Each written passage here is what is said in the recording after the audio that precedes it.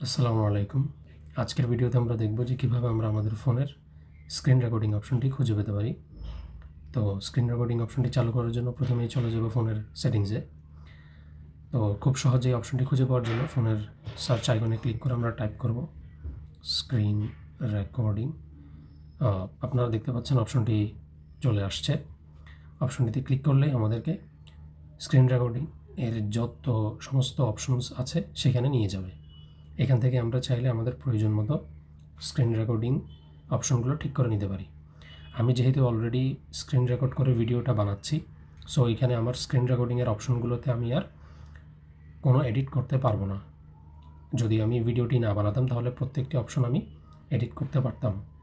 একটি বিষয় মনে রাখবেন, কিছু কিছু ফোনে রেকর্ড সাউন্ডের যে মিডিয়া অ্যান্ড মাইক অপশনটি আছে, অনেকগুলো ফোনে কিন্তু একসাথে মিডিয়া এবং মাইক রেকর্ড করার অপশনটি দেওয়া থাকে না। তো আমরা এভাবে সার্চ করে খুব সহজে অপশনটি খুঁজে পাবো। আর যেহেতু আজকের ভিডিওর জন্য আমি একটি স্যামসাং ফোন ইউজ করছি, স্যামসাং ফোনগুলোতে সাধারণত সেটিংস অপশনে একটু নিচে যেখানে অ্যাডভান্স ফিচার থাকে, এখানে ক্লিক করলেই অ্যাডভান্স ফিচারের মধ্যেই স্ক্রিনশট অ্যান্ড স্ক্রিন রেকর্ডিং অপশনটি দেওয়া থাকে।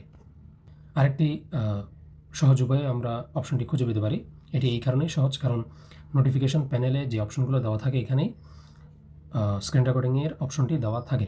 যেমন আপনারা এখানে স্পষ্ট দেখতে পাচ্ছেন পাওয়ার সেভিংয়ের পাশে স্ক্রিন রেকর্ড অপশনটি দেওয়া আছে এবং অলরেডি আমার স্ক্রিন রেকর্ড হচ্ছে। আমি যদি ক্লিক করে ধরে রাখি তাহলে আবার আমাকে এই অপশনে নিয়ে যাবে।